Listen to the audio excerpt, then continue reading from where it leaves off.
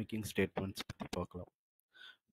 Decision making ஸ்டேட்மெண்ட்டோட definition என்ன அப்படின்னா, the decision making statement controls the flow of the program based on condition. இது வந்து definition. அப்போ decision making ஸ்டேட்மெண்ட்னா என்ன பண்ணும் அப்படின்னா, control flow of the program. இப்போ நம்ம ஒரு ப்ரோக்ராம் இருக்குது அப்படின்னா அது எப்படி வந்து நெக்ஸ்ட் ஸ்டெப் எப்படி போகணுங்கிறத வந்து சில கண்டிஷன்ஸை வச்சு டிசைட் பண்ணும். இதான் வந்து டெஃபினிஷன். இதில் டைப்ஸ் வந்து என்னென்ன இருக்குது அப்படின்னா, if statement, else if statement, else statement, இன்னும் வந்து நெஸ்டட் இஃப்னும் இன்னொன்றும் இருக்குது. இப்போ வந்து நம்ம வந்து மெயினாக வந்து இஃப் ஸ்டேட்மெண்ட்டை பற்றி ஃபோக்கஸ் பண்ணோம் அப்படின்னா, இஃப் ஸ்டேட்மெண்ட் அதோட நம்ம ஃப்ளோ எப்படி இருக்குன்னு பார்க்கலாம். இதான் வந்து இஃப் ஸ்டேட்மெண்ட்டோட ஃப்ளோ. ஃபஸ்ட்டு வந்து நம்ம டெஃபினிஷன்லேயே பார்த்தோம் பேஸ்ட் ஆன் சம் கண்டிஷன்ஸ் அப்படின்னு. ஓகே, அப்போ இஃப்பில் வந்து நம்ம ஒரு கண்டிஷன் கொடுக்குறோம். அந்த கண்டிஷன் ட்ரூவாக இருந்ததுன்னா ஃப்ளோ வந்து இந்த சைடில் அந்த என்ன ஸ்டேட்மெண்ட் கொடுத்துருக்கோமோ அதுக்கிட்ட வந்து அதுக்கடுத்து வந்து அந்த ஸ்டேட்மெண்ட் வந்து எண்ட் ஆகும். சப்போஸ் வந்து அந்த கண்டிஷன் ஃபால்ஸ் அப்படின்னா டைரெக்டாக வந்து நம்ம ப்ரோக்ராம் அந்த கோட் வந்து அந்த ஸ்டேட்மெண்ட் எக்ஸிக்யூட் ஆகாமலே வந்து எண்ட் ஆகிடும். இதான் வந்து ஃப்ளோ டயக்ராம். ஓகே, இப்போ வந்து நம்ம டெஃபினிஷன் பார்த்துட்டோம். இப்போ வந்து ஒரு எக்ஸாம்பிள் பார்க்கலாம். இப்போ வந்து நமக்கு வந்து ப்ரோக்ராம் வந்து கிரியேட் பண்ண தெரியும். ஃபஸ்ட்டு வந்து ஒரு value int I equal to 10.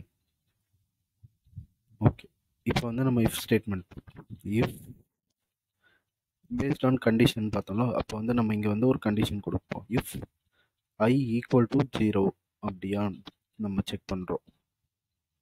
If I equal to 0 அப்படின்னா அவுட்புட் என்ன வரும் அப்படின்னா,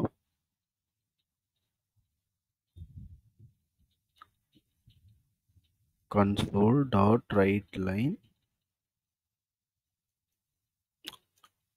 I is 0. இது வந்து நம்ம கொடுக்குற ஸ்டேட்மெண்ட் தான். நம்ம என்ன வேணா கண்டிஷன் வந்து நம்ம செக் பண்ணிக்கலாம்.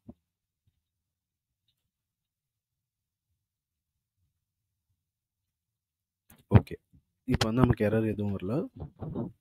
இப்போ கன்சோல் டாட் ரீட் கீ வந்து நமக்கு தெரியும் எதுக்காக போட்டுருவோம் அப்படின்னா அதை போட்டு வச்சுப்போம்.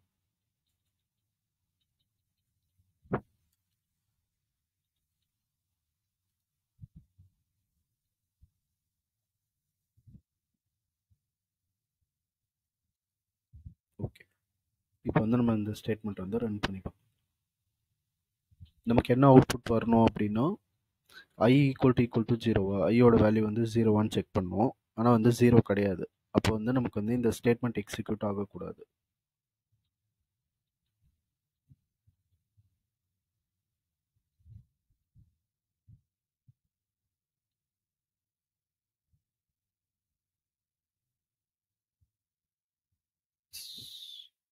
ஓகே, பார்த்தீங்கன்னா இப்போ நமக்கு எதுவுமே அவுட்புட் வரல. ஏன்னா வந்து ஐயோட வேல்யூ என்னது 0 கிடையாது. இதே வந்து இப்போ கண்டிஷன் சேஞ்ச் பண்ணுவோம். I கிரேட்டர் தென் 0வா அப்படின்னு செக் பண்ணுவோம். I கிரேட்டர் தென் 0 அப்படின்னா நமக்கு வேல்யூ வந்து பாசிட்டிவ் அப்படின்னு வரணும்.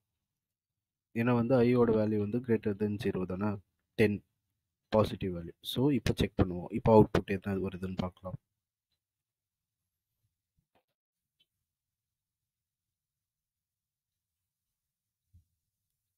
இப்போ பார்த்தீங்களா, I இஸ் பாசிட்டிவ் அப்படின்னு நமக்கு ஸ்டேட்மெண்ட் வந்து எக்ஸிக்யூட் ஆகிடுச்சு.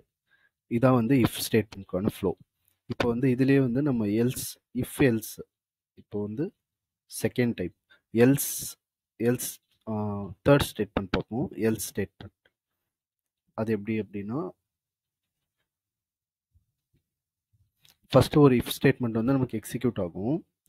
சப்போஸ் அந்த ஸ்டேட்மெண்ட் வந்து ராங் அப்படின்னா நமக்கு அடுத்த ஸ்டேட்மெண்ட் வந்து எல்ஸ். இப்போ எல்ஸ், இப்போ அதுக்குள்ளேயே வந்து நம்ம என்ன அவுட்புட் வரணும் அப்படின்னு சொல்லி எழுதலாம். Console dot right line I is positive. இப்போ நம்ம இங்கே வந்து என்ன பண்ணலாம்னா, இந்த ஸ்டேட்மெண்ட்டுக்கு பதிலாக I இஸ் ஈக்குவல் டு 0ன்னு செக் பண்ணலாம். ஓகே, இப்போ I ஈக்குவல் டு 0 இந்த வேல்யூ வந்து ட்ரூனா நமக்கு இந்த வேல்யூ வந்து பிரிண்ட் ஆகணும். I இஸ் 0 அப்படின்னு. I வந்து நாட் ஈக்குவல் டு 0 வேறு எந்த வேல்யூவாக இருந்தாலும் நமக்கு இந்த வேல்யூ வந்து இந்த ஸ்டேட்மெண்ட் வந்து எக்ஸிக்யூட் ஆகணும். இப்போ வந்து நமக்கு வந்து இதை எக்ஸிக்யூட் ஆகக்கூடாது, ஏன்னா வந்து நம்ம வேல்யூ வந்து 10. ஸோ இந்த வேல்யூ வந்து எக்ஸிக்யூட் ஆகும். இப்போ வந்து ரன் பண்ணி பார்க்கலாம்.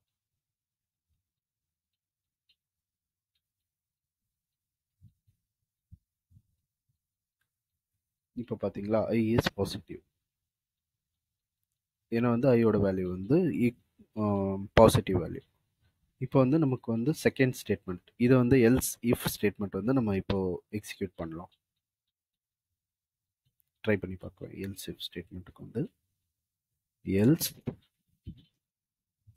இஃப், ஓகே, எல்ஸ் இஃப்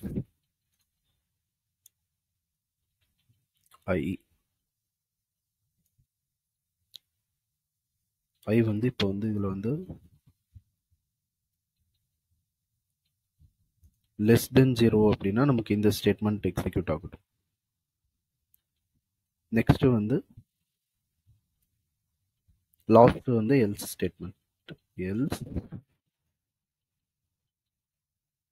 நமக்கு எல்ஸில் மட்டும் வந்து எந்த கண்டிஷனுமே கொடுக்க தேவையில்லை, ஏன்னா வந்து எல்ஸ் வந்து நமக்கு வந்து மேலே கொடுக்குற வேல்யூஸ் எல்லாம் வந்து எக்ஸிக்யூட் ஆகலை, ஃபெயில்டு ஆயிடுச்சு அப்படின்னா தான் நமக்கு வந்து எல்ஸ் வந்து எக்ஸிக்யூட் ஆகும். ஐ is negative. Okay,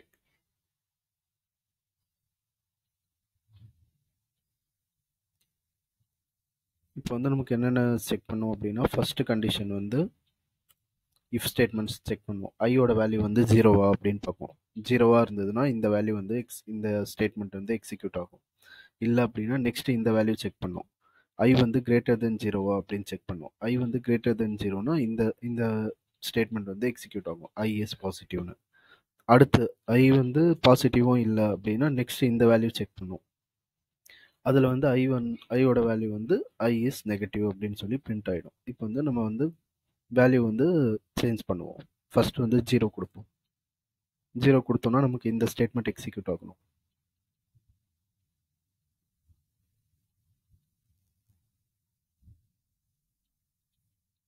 okay, I is 0, first statement execute ஆயிடுச்சு. இப்போ செகண்ட் வந்து ஒரு பாசிட்டிவ் வேல்யூ கொடுப்போம், 8.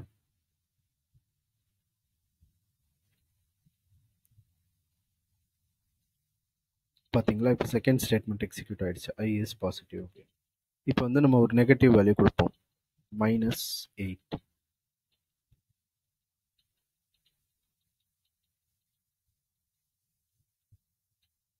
பார்த்தீங்களா, இப்போ வந்து ஐ இஸ் நெகட்டிவ், இந்த வேல்யூ வந்து பிரிண்ட் ஆயிடுச்சு. அவ்வளோதான். தேங்க்யூ.